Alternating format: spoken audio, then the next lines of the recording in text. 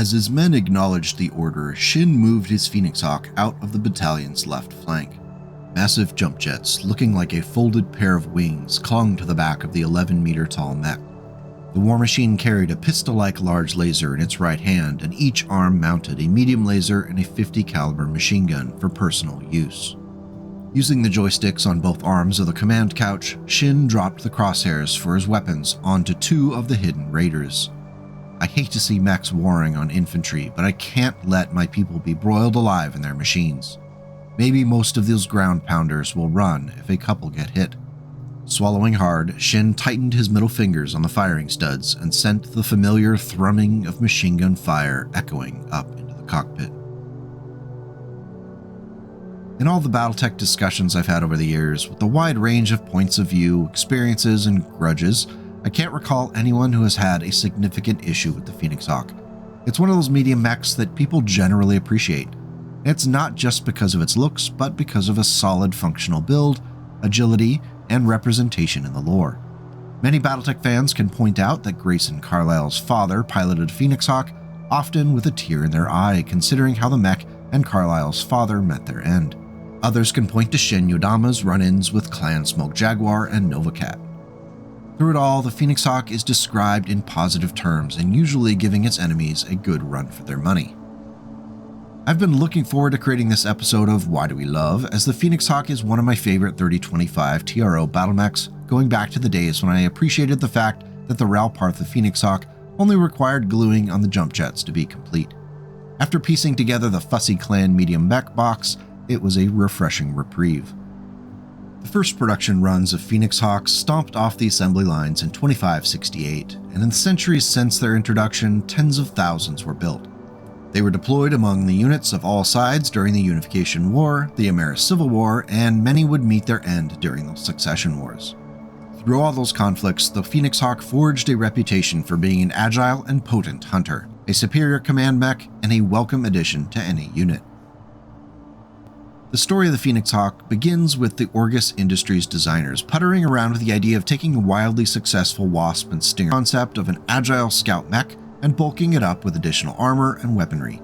What they came up with would end up being more successful than they could have possibly imagined.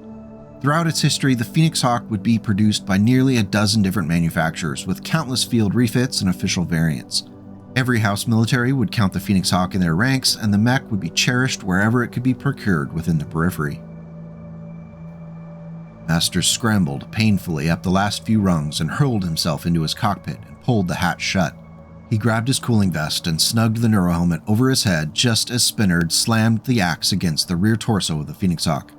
The mech started to fall forward even as Masters began to voice the secret code. As the mech's engines fired up, his fingers flew over the controls. The horizon rushed past as the machine toppled, the ground looming closer and closer. He threw one of the Phoenix Hawk's legs out to break the fall, then pushed the throttle forward, using the momentum of the fall to get into a quick run. Masters knew a 3-against-1 fight would be difficult, but he also knew he could outmaneuver all the other mech warriors. He might make it. The PXH-1 Phoenix Hawk that became an icon of battlefields across the Inner Sphere excelled because it danced the fine line of being a generalist with an edge. The Earthworks PHX frame was solid, and the GM270 Fusion engine allowed the 45-ton battle mech to travel at a top speed of 97 km per hour to run. While the 6.9 movement profile wasn't uncommon for lighter medium mechs, what really helped the Phoenix Hawk grasp the agility brass ring was the addition of 6 Rawlings 45 jump jets, which pushed that movement profile up to 696. This set the Phoenix Hawk apart from most of its peers in that 40 to 55 ton bracket. This edge was enough to provide a much sought after advantage while not being so costly that the mech was seriously hobbled in some other way. The Phoenix Hawk's 8 tons of Duralex light standard armor was technically a bit light in comparison to its peers, but it wasn't a deal breaker or a red flag. Still, it did end up being a factor in making the difference between a capable Phoenix Hawk mech warrior and an excellent one. A less skilled mech warrior might be overconfident in the mech's ability to absorb damage in comparison to other light scout mechs. More than one met an untimely demise after doing so. A cunning mech warrior utilized the Phoenix Hawk's agility to avoid as much incoming fire as possible to maximize the value of the mech's armor. As far as armament goes, the Phoenix Hawk was not left for want. The Harman large laser placed into the right arm packed a reliable punch at decent range, and this one had the added benefit of being jettisoned if necessary. Backing up that large laser were two Harman medium lasers split between the left and right arm. Finally, to help with softer targets, a pair of machine guns were installed into the left and right arms, fed by a single ton of ammunition stored in the center torso. While not an overwhelming amount of firepower, the Phoenix Hawk's weapons provided enough of a punch to be a problem for even heavy battle mechs. In one battle on Lee 2 during the Succession Wars, House Davon Mechwarriors piloting Phoenix Hawks clashed with Capellan Crusaders and Thunderbolts. Though outweighed and outgunned, the Davon Mechwarriors used the rocky terrain to their advantage in hit-and-run strikes that bogged down their heavier and less agile opponents. The Capellans were deprived of good shots, and even though they did manage to take down a few of the Phoenix Hawks, it was a price paid for in significant damage to the Capellan force. This incident was later credited for being instrumental in House Davon being able to push the Capellans off of Lee 2 entirely. When first introduced, the Phoenix Hawk was quickly embraced by mechwarriors who saw the advantages it provided in scout lances as a heavy hitter that could keep up with the lights. It was a popular mech among the SLDF, and many traveled with Kerensky out into the periphery with his Exodus fleet. The ones left behind would face the inhuman grinder of pain and suffering of the Succession Wars. However, unlike many mechs, a considerable effort was made to expand production, and the mech became ubiquitous rather than rare. If the Phoenix Hawk has any flaws, they're the same issues that many 3025 TRO-era mechs all seem to suffer. Primarily the lack of adequate heat sinking. The 10 standard heat sinks of the original Phoenix Hawk make it impossible to stay in the green with even modest use of the mech's weapons and jump jets. Leaping the full 6 hexes and firing the large laser left the mech at +4 at the end of the turn, which wasn't a problem in and of itself for a single turn, but it could feel like the mech wasn't getting the most bang out of its buck without employing those medium lasers. Thankfully, and I may be an outlier here, the machine guns are at least a small consolation prize in those moments when you want to leap behind a mech and fire into its soft rear armor, but also don't want to end the turn at +10 into the red. As we march down the timeline with various upgrades and refits, we'll see how this challenge of heat generation is tackled. As previously mentioned, there are a litany of variants and refits for the Phoenix Hawk. It was so popular and so many were available that it became a useful testbed for new ideas, technologies, and even a LAM variant, which I know some out there really love. I don't have anything bad to say about the LAMs because I know if I get on the bad side of that portion of the BattleTech fandom, it will put my goal of becoming YouTube's #1 BattleTech hip-hop country fusion artist into jeopardy. Our first official variant, introduced in 2586, was the Phoenix Hawk 1D, and it directly addressed the heat issue by yanking those 2 machine guns and their ammunition in order to add 2 additional heat sinks. While not completely alleviating the problem, it did go a long way of making the mech a more consistent killer. A full 6 hex leap, along with a large laser shot, left the 1D at +2 into the red, which allowed for a second leap and second laser shot if necessary, and only ending up at +4. An alpha strike with both medium lasers after the leap left the 1D at +8, which would trigger some issues with speed and aiming the next turn, but it wasn't so egregious that it risked a shutdown. A bold and brave mechwarrior might push the heat up in opportune moments, as there wasn't any ammunition explosion risk. I know several players who swear by the 1D variant, and I can see why. Still, I don't like giving up those machine guns, no matter how practical the decision. One of the more frequent uses of the Phoenix Hawk was as a heavier member of a scouting lance. When the Phoenix Hawk 2 was introduced in 2599, it was intended as a stealthy option within this role. Once again, the machine guns were sacrificed upon the altar of opportunity cost in order to make room for a Guardian ECM suite. While this definitely helped the mech avoid the slings and arrows of outrageous fortune, it didn't touch the mech's heat issues. That being said, if you're building an SLDF lance of swift lights and mediums, the PXH2 Phoenix Hawk isn't a bad draw. In the interest of full disclosure and recognizing the desire for a significant portion of my audience that enjoys when I lose my mind and really lay into a variant, we need to talk about the Phoenix Hawk 1K. This Draconis Combine variant, introduced in 2603, tackled the heat issues of the mech by pulling the 2 machine guns and replacing them with a small laser in the center torso. I'm already annoyed at this point, but the engineering team went further in what can only be described as slapping the gods of BattleTech in the face when they pulled the 6 jump jets from the Phoenix Hawk. Leaving the Hawk earthbound with a 690 movement profile, the mass was then expended on 3 additional heat sinks, bringing the total to 13. While the 1K does address the heat issues, it does so largely through removing the Phoenix Hawk's most significant edge on the battlefield. It's almost enough to make you wish the Smoke Jaguars had taken Luthien and put an end to this Combine nonsense. That unpleasantness behind us, let's talk about the Helm memory core upgrades. There are 4 variants that fit this category and each have their own take on the new technologies available through the course of the 3040s. By this point, the Phoenix Hawk was in production across 5 separate sites within the Inner Sphere, and people were champing at the bit for upgrades. The first to arrive on the scene was Coventry Metalworks produced Phoenix Hawk 3S in 3042. The first and most needed upgrade was the use of the 10 double heatsinks to replace the original singles. It also received the XL engine upgrade to make room for additional bells and whistles at the price of a more vulnerable mech. Though the movement profile stayed at 696, a mask system was installed into the center torso which could push the run speed to 12 in short bursts. The overall armor protection was increased to 9 tons with ferrofibrous, which made this one tough bird. The designers also resisted the urge to upgrade that large laser to an ER large, which would have partially negated the benefit of those heatsinks. Instead, a Thunderbolt 12 large pulse laser was added to that coveted right arm location. The tried and true standard medium lasers remained, split between the arms, and shockingly the 2 machine guns were still around, though they were both placed into the left arm. To extend the Phoenix Hawk's lifespan, an anti-missile system was placed into the right arm. The 2 tons of AMS ammunition and the ammo for the machine gun were placed into the left torso along with the case.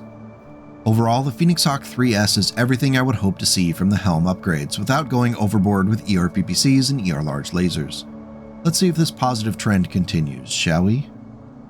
Our next Helm upgrade in the timeline was the Phoenix Hawk 3M, which was first produced in 3045 by our friends at Earthworks Incorporated at their production lines on Keystone. The 3M was common among the Free Worlds League and ended up being kind of considered their upgrade. It utilized Endosteel and the XL engine to buy mass and upgrade the mech's other systems. Thankfully, the movement profile remained at 696 as those precious jump jets were left alone. The 10 heatsinks were upgraded to doubles, though don't get your hopes up for a cool experience because Earthworks decided they were licensed to give the 3M Phoenix Hawk 2 ER-large lasers split between the arms.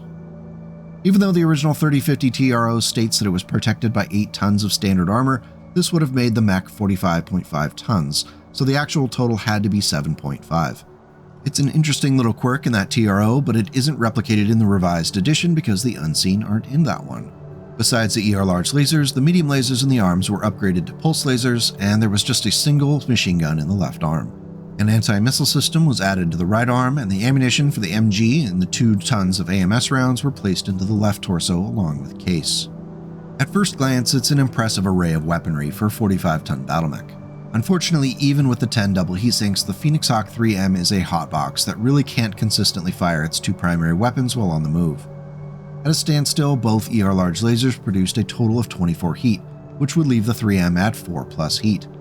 At a run, that's +6, leaping the full 6 hexes on jump jets left the mech at +10. It's untenable, and that's not even bringing in the medium pulse lasers.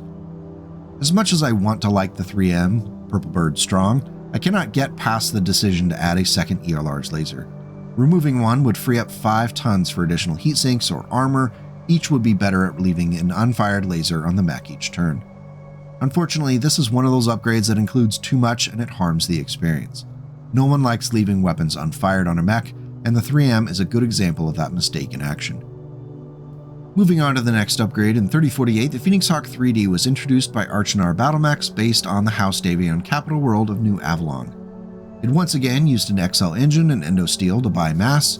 In fact, the 3D looks a lot like the 3M except for the lack of a machine gun, its ammunition of course, and the left torso case. In their place, 2 additional double heatsinks were added to the mech, providing 4 additional heat dissipation per turn. While this does help with the heat generated by those 2 ER-large lasers, it doesn't get the mech completely out of the woods on that front. Both ER-larges fired at a run still leaves the mech at +2 heat, without incorporating the medium pulse lasers. That is sustainable for a few turns, but using jump jets reveals that persistent issue. Unfortunately, the House Davon Helm Core variant can be as frustrating as the 3M. For the sake of time, we're going to skip over the Combine 3K variant that arrived in 3050 and instead talk about the 2K, which also showed up that same year but was a more reasonable upgrade. The 3K has all the problems that the 3D and the 3M have, so let's just move on.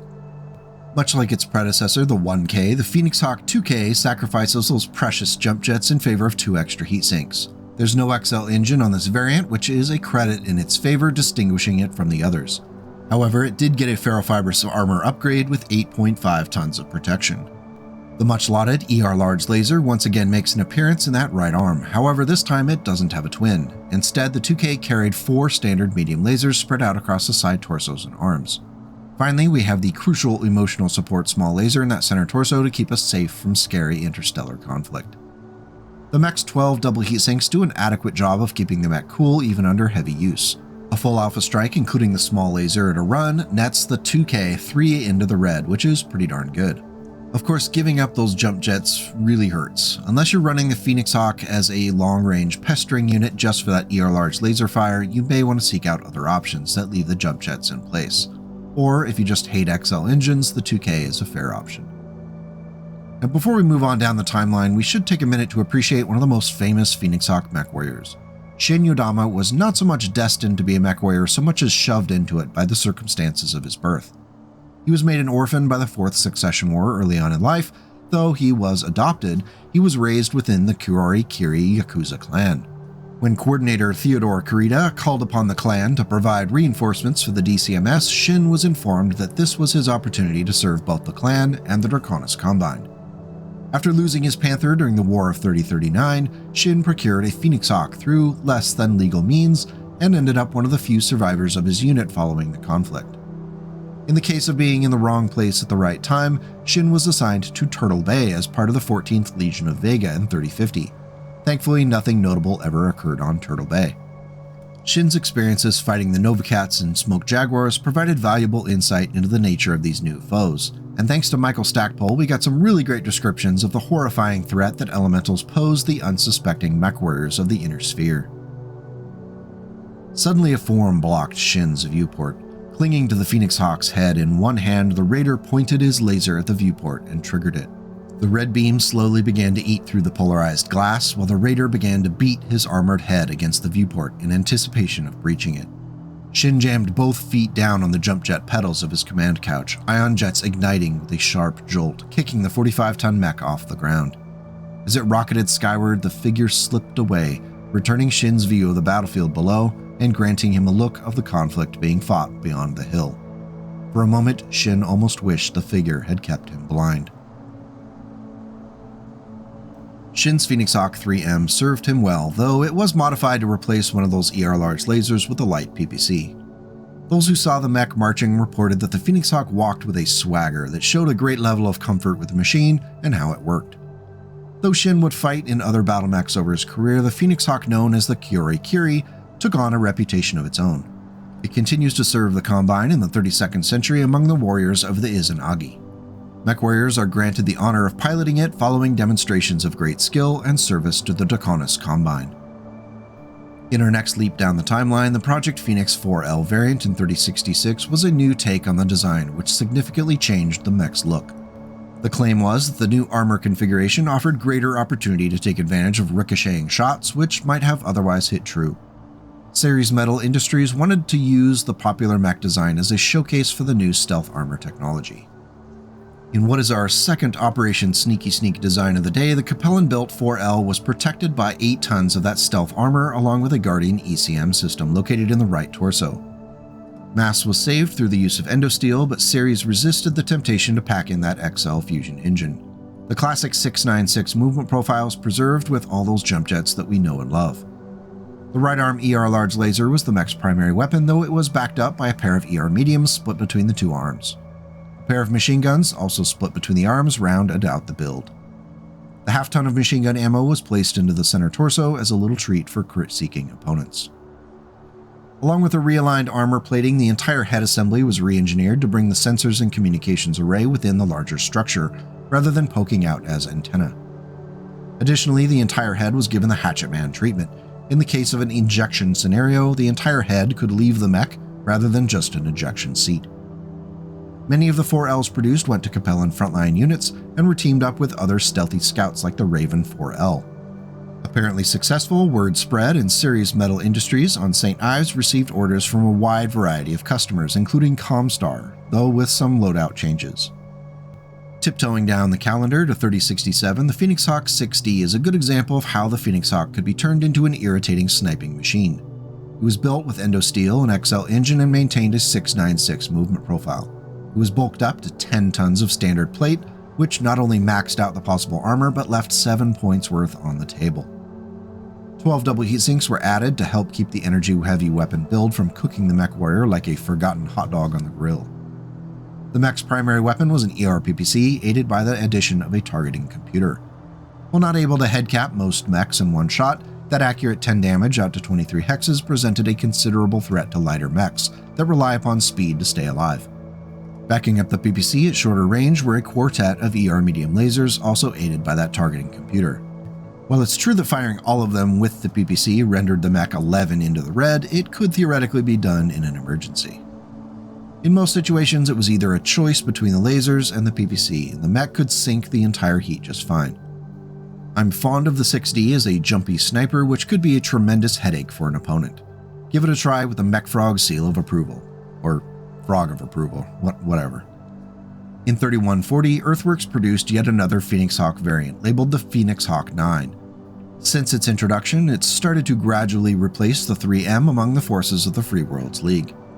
Built using the latest in endosteel and a Hermes 270XL fusion engine, the movement profile for the 9 is actually 698, thanks to the addition of 8 tons of improved jump jets. Oh, be still my old frog heart. 8.5 tons of standard Duralex plate provided 136 points of protection. The mech's primary weapon was a large X-pulse laser in the right arm, which could reach out and do 9 damage to 15 hexes at -2 to hit. The 14 heat generated by it is a bit of a sour consequence, but it is what it is. Backing up the X-pulse were 2 standard medium lasers split between the arms, and 2 light machine guns also distributed equally between left and right. The half-ton of light machine gun ammunition was placed into the center torso along with a case too. The 12 double heat sinks were capable of handling the heat generated by the lasers, and thankfully the improved jump jets aren't a major contributor on that front either. The Phoenix Hawk 9 has ended up being one of the most heat-efficient variants in the mech's history, even with that toasty large X-pulse in play. Overall, I really like the Phoenix Hawk 9, and I think it fits as a competitor among the other IlClan era refits. It's not overburdened with weird new technology, and while it doesn't pack an incredible punch, the ability to leap 8 hexes does go a long way to strike fear in the hearts of mech warriors and light mechs across the inner sphere. It's heartening to know that even in the 32nd century, the Phoenix Hawk is still able to hunt light mechs with brutal efficiency and still look good while doing it. Now, before we get to the much sought-after Mech Frog variant, we do need to cover the 2 clan variants of the Phoenix Hawk. No, not the 80-ton Goliath of a mech that holds the 2C moniker, but only very loosely fits that Phoenix Hawk theme. The C variants of the Phoenix Hawk have their own charm and deserve a little love. The first Phoenix Hawk C was created way back in 2831 during the period of time known as the Golden Century. This era of profound technological advancement brought a load of new and upgraded technologies to clan battlemechs. The Phoenix Hawk C received an endosteel frame upgrade as well as an XL engine, which brought enough mass for 9 tons of standard armor and an interesting weapons loadout.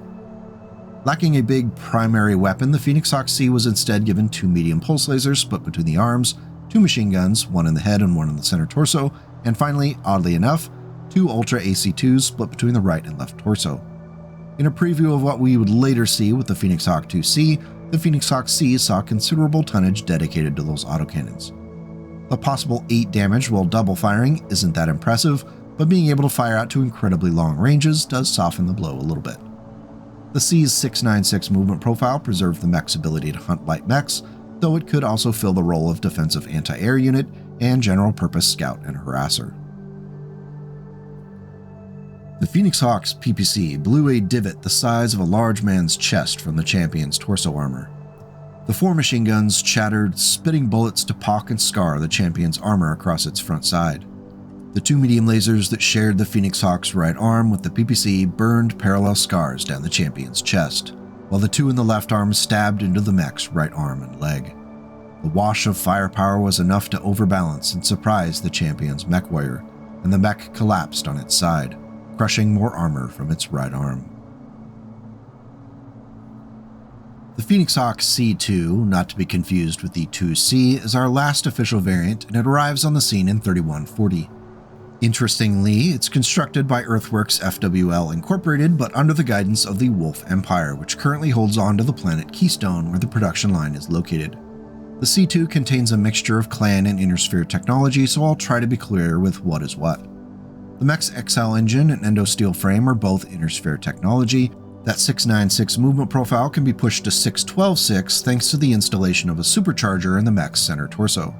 8 tons of standard plate armor provided 128 points of protection. 12 inner sphere double heat sinks were added to keep it cool as the C2 leaps and brings its collection of clan weaponry into play. The primary weapon is a clan large pulse laser located in the traditional right arm slot. Backing it up are a pair of clan medium pulse lasers split between the arms. For clearing infantry and light vehicles, 2 AP Gauss rifles were placed into the arms along with the lasers. A single ton of AP Gauss ammunition was stored in the center torso. The entire loadout's accuracy is improved by a clan targeting computer located in the right torso. The combination of large and 2 medium pulse lasers with a -3 to hit can be deadly when hunting light and medium mechs. The supercharger allowed the C2 to chase down all but the fastest mechs in full retreat. The AP Gauss is a nice addition, but I'm curious to see just how much pain it can bring in a combined arms battlefield post-Kickstarter arrival. While the Phoenix Hawk C2 may not stack up against full clan tech battle mechs, I'd be wary of underestimating it. Of course, my insatiable need for attention could not let us go without a totally non-canon Mechfrog variant, so if you'll indulge me, I present to you the Phoenix Hawk MF. With the goal of creating a stopgap design somewhere between the Phoenix Hawk 1 and the LAM version, the MF uses a clan tech partial wing to boost that movement profile to 698. The light fusion engine and inner sphere endosteel along with 11 double heat sinks allow the mech to deliver its deadly and toasty warm payload to its targets. In the right arm, I added a plasma rifle along with 2 tons of ammunition. The 10 damage out to 15 hexes is nice, along with the heat generating properties against armored targets, and additional damage to infantry and battle armor. Backing it up in the left arm are a pair of inner sphere tech ER medium lasers. These can reach out almost as far as the plasma rifle and can be quite useful in a jam. Heat generation is the only minor issue, as the combination of 11 double heat sinks and the cooling provided by a partial wing can make jumping and firing a fairly repeatable action. When things get toasty, lay off one of those ER medium lasers. There was no answer as another particle beam caught the Phoenix Hawk, staggering the big machine and threatening to melt through the already smoldering armor. Carlisle's mech whirled, dissipating the killer beam, then fired a twin laser burst, tracking the enemy cannon by its infrared glow. There was a savage blast as white-hot, multi-ton fragments rained across the landing area. The Phoenix Hawk was running, taking 5-meter strides that echoed thunder above the blast and crashing of exploding shells. Grayson thought about how dependent a pilot was on the mech's mobility on the battlefield, even more than his armor, for the pilot's commands to his gigantic steed could only be anticipated by fire control computers. But in close-range battles such as this one, fire control could be of the point in that direction and fire variety, and still score hits. So why do we love the Phoenix Hawk? Oh, so many reasons. It's an efficient and agile hunter, it shows up in some really cool moments in the lore, it has a sleek look that fits its name, and over 24 plus variants out there to offer something for every taste and desire. It has been with us in the IP from the early days, and it's great to see the newest variants still holding true to form. So what's your favorite Phoenix Hawk variant? Do you have a story of tabletop glory? Head on down to the comments, we'll keep the discussion going. I'm curious to see if there are a few variants that float to the top as channel favorites. Thank you as always for coming out today while I blathered on about BattleTech. If you thought the video was worthy, hitting that like and subscribe button makes it much more likely you'll see my nonsense in the future. If not, hit them anyway because rage watching can be fun too. Those names up on the screen right now are those who are bold and generous enough to hit the membership button on the YouTube channel. Every little bit helps to make sure the nonsense continues to flow. Thank you to the Ko-Fi crew as well. You rock. Until we meet again, take care, and please go make the world a slightly better place today and tomorrow.